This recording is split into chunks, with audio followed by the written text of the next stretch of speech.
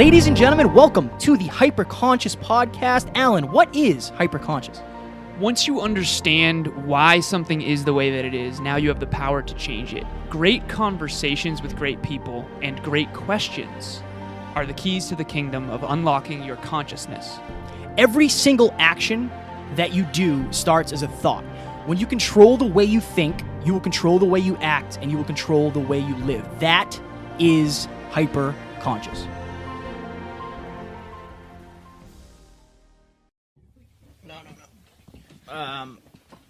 Geographically.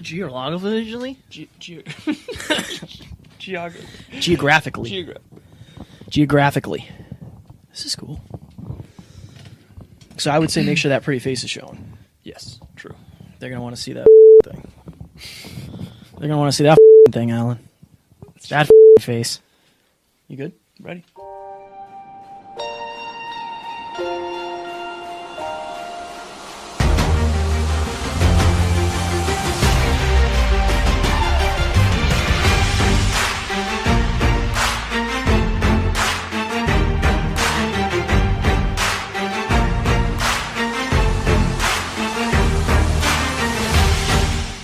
Ladies and gentlemen, welcome back to another very special, as always, episode of the Hyperconscious Podcast. This is episode number 103, episode 3 in our Small Talk series. What is our word of the day? So we got a suggestion. Thank you, Miriam, for her suggestion of the word humility. Humility. Oh, you're supposed to get the definition of it. I'm gonna. Okay. Yeah, I got you. Yeah, okay. But I want your version of what humility is to you because, goodness. Kevin, I believe that you've helped me tremendously with this word. I appreciate that very much. When I think of humility, I think that you're the type of person who you understand that you know what you know, but there's also a lot of stuff that you don't know. So if you're listening, that's like the opposite of humility is somebody who's arrogant. You could try to tell them like, no, this is the way something is. I can literally show you that it's a fact, and they just will not allow themselves to be wrong. I think that's one of the greatest traits of somebody that has humility is they're able to say like, okay, you know what? You're right in this situation. I don't know everything, and I'm sorry that I was wrong. I'm sorry that I gave you false information. They can be wrong, and it's not the end of the world. I think that's great. Yeah. So the definition of humble on dictionary.com, I have the app on my phone right now. It says not proud or arrogant. Now this says having a feeling of insignificance, inferiority, subservience. Now, Interesting. Yeah, exactly. So there's a lot of definitions here. There's 5 different ones. Let's go through them. Number 3 is low in rank, importance, status, and quality. And it said lowly. Lowly. And then number 4 is courteously respectful. I like that. Yeah, that's a good one. Yeah. And then the 5th definition is low in height, level, small in size. I think that humility is a very misunderstood word in my opinion. And I think that growing up, I don't think I understood the value of humility. So like Kevin said, it's all progress is predicated on being wrong. Now let me explain that. I have a bunch of mentors, and humility walking into those meetings is, okay, this person has been on this planet for 25 years more than me. They are wildly successful in business and in life. Let me have the humility of just learning, just absorbing, just listening. This is sometimes something I struggle with because my goal is always to add value. But an example, I guess we should go into some examples of when we were each humble and when we failed to be. I think, so I get a lot of compliments on my body. Yeah. And it's sometimes it's hard for me to even accept them because I try to be so humble. I just, thank you, I appreciate it, but I'm more surprised than anything. When I don't really fall very often into the arrogant.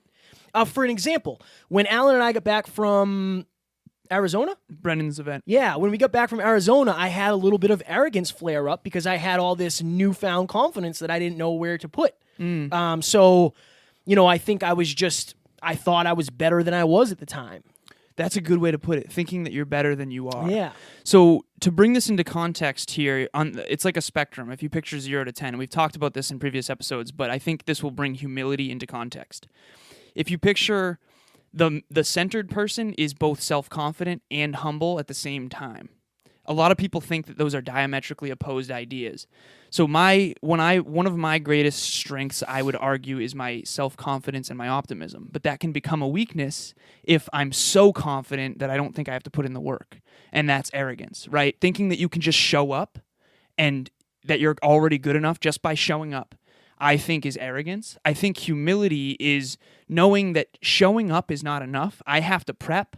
I have to play like an underdog, right? Yeah. So on the far left, you've got modesty and self-deprecation and insecurity, right? And that's, so for you, I think one of your greatest advantages is humility, but your biggest weakness is insecurity. Absolutely. Right? And so whether you're on the humility side or the self-confidence side, most likely it's a strength that becomes a weakness when it goes too far. And you need both. Yeah. That's the thing is, you need, it's almost like when you have too much of one and not enough of the other and they're out of balance, it just depends on what, you're either on the arrogant or you're on the self-conscious side. Yeah. You either have way too much belief in yourself or you don't have enough belief in yourself. So you have to believe that you can get there while simultaneously knowing you're not there yet. Yeah. That's humility. Yeah. Like having the self-confidence of I can figure this out. As a matter of fact, Brendan Burchard says that. Yep. Knowing that everything is figure-outable.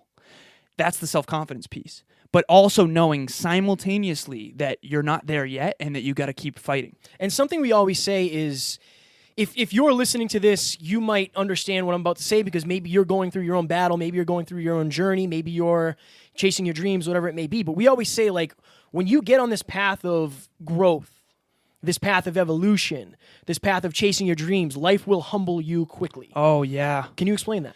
Yeah, so as soon as you strive for something great that's outside of your comfort zone, first of all, if you have big dreams and you decide to chase them, it's going to force you to do things you've never done before. When you do things you've never done before, it's your first time doing them, so inherently you're terrible at them. Yeah. Just by default, because Yeah. you've never done it before. No one's good at first, right? A kid tries to walk after they've never walked before, they're going to fall down. So you fall down and you get humbled. So if you have big dreams and you're chasing them proactively, you're going to be consistently humbled by life, unless you're on the insecure side of the spectrum where you don't believe that it's going to work out, and then you realize I'm actually better than I think I am. So either way, chasing your dreams is going to either make you more self-confident or more humble, depending on whether you're optimistic or pessimistic. And then, again, we've talked about the Drive to 5 before.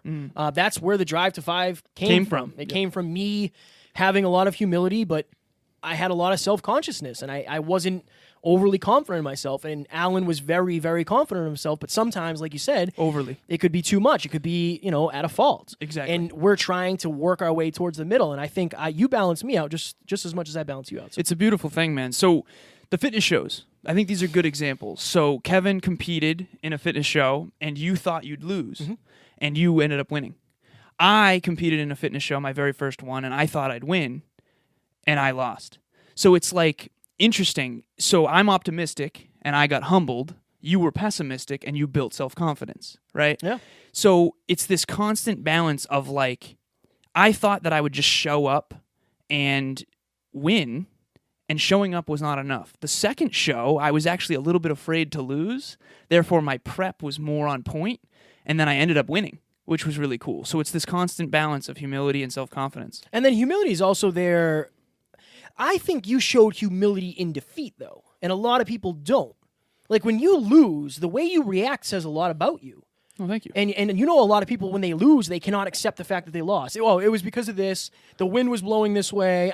This didn't happen. This didn't happen. Right. I think that on another level, you can lose with humility. You can win with humility. Humility is basically, if Alan and I were to do something and I beat him or he beat me, not saying, yo, fuck you, you lost. It's like, hey, man, great job. Yeah. Great job. Or if I lose, it's like, hey, you were the better man that day. That's humility. Great for trying. Humility is, in that regard, is being confident enough in yourself that you're able to say, you bested me this time. You beat me this time. You deserved it more than I did. There's a fine line for that, too. So on the far end, the opposite of humility we call arrogant. I would argue that it's arrogant to think that you just deserve things by default. Just showing up, I'm going to win by default without putting in the work. I think that's arrogance. What's the far end on the other side is basically thinking that you're not good enough to even try. So if humility goes too far, because a lot of people, this is the thing, A lot of people, there's outward humility and then there's inward humility. Let me try to bring this to the listeners. So a lot of people appear humble, but I'm telling you right now, I have one person in particular I'm thinking of that I won't say, but they're very outwardly humble, but inside they think they know it all. And therefore, they're not going to learn anything. If you think you already know it all, like this person, for all intents and purposes, is completely out of shape and still tries to tell me about the gym. Yeah. And it's like, you've never stepped foot in a gym, dude. Like, that's the outward, that's inward arrogance, I would think, even though they're projecting themselves as humble. You know what I mean? Yeah, no, I know exactly what you're saying. I think, what can you be so far on the other side that it almost seems like you're, you know what I mean? Like I think that when it comes to humility, it's something that you either have it because you need it. Like when you have self-conscious problems, when you have self-conscious thoughts, when you have confidence issues, it's almost necessary for you to have humility because that's how you get by. What do you mean? Because you don't have the angst to even... Yeah, you don't necessarily have the confidence to believe. Like, maybe I don't have that great of a body. So in order for me to agree with you, I have to say, like, yeah, thanks. You know, I have to be humble. I have to, because I might not have that belief in myself. So I don't know if it's a good thing to not accept a compliment. I don't think it is. Right. So when you said, when you go too far down the humility road, like you do go too far into arrogance and self-belief, yeah, that's when you allow people to walk all over you because you don't think you even deserve that. Exactly. So on one end, you have, I deserve it by default. Yeah. On the other end, you feel like you're worthless and you don't deserve anything. I don't deserve it no matter what almost. So the timer went off, like we did humility, but we also explained it on the spectrum because it's kind of a dichotomy. You have to be unbelievably self-confident that what you're doing is the right thing while simultaneously knowing that it could be the wrong thing. Yeah. Yeah, it's a fine line. So you have to be confident enough to try, but humble enough to know that you don't have all the answers and there's probably a better way. Yeah, and that's the beauty of this thing called life. That's the beauty of this thing called growth. Right. I put a post up today that practice makes progress. Like there is no such thing as perfect. If there was, we don't need to work anymore. Yeah, exactly. You know? Right. Tom Brady, the best quarterback ever of all time, throws 9 interceptions per year. Yeah, oh yeah. Nobody is perfect. Nobody's perfect. So that's what this all is. This is all a dance. This is all, you're working towards your greater self. So for the listeners, figure out which end you default to and realize that if you are by default very self-confident, most likely your biggest weakness is going to be arrogance, thinking that you deserve things by default just by showing up. If you identify with someone who's naturally humble, most likely your biggest weakness is insecurity, thinking that you don't deserve things. Yeah. You deserve what you earn. So for the listeners, be self-confident enough to take consistent action towards what you want and what you desire while simultaneously knowing that there's probably a better way and seeking that better way. Love it. Love it. Love it. Guys, you listen to us for however, hours a week, 3 episodes a week. I want to talk to you. So I am actually looking for people to DM me. I'm actually doing a call this week, and I did one last week. I want to talk to you guys, right? So send me a DM with what you're going through, whatever. Maybe it's problems, maybe it's good things. I hope it's good things. And I'll set up a 20-minute call with you. That way I can thank you for listening. Alan has so many things going on that I'm going to be doing this. Yeah, our goal is to engage more with you guys. So you can DM me as well. I won't be doing the calls, but please reach out to either of us. If you have anything you're going through, you want to talk to us about, we're happy to help. And if you have any suggestions on how to make the show better, yes, please reach out. Yes, so reach out, DM me at NeverQuitKid, and who knows, I might call you, and we'll chat for 20 minutes, see how I can help you, and I will definitely thank you for being such an awesome listener. Thank you again, Miriam, for humility, and we will talk to you soon. Bye. Ladies and gentlemen, thank you so very much for listening to another episode of the Hyper Conscious Podcast. Going hyper-conscious will absolutely change your life because if you understand why something is the way it is, now you have the power to change it. If you going hyper-conscious with us has changed your life in any way, please share this episode with one of your friends because the more people that go hyper-conscious, the better this world's going to be for everybody. And if you would kindly leave us a 5-star review on iTunes, that would help us make more people hyper-conscious, and we would be greatly appreciative. Thank you. Bye.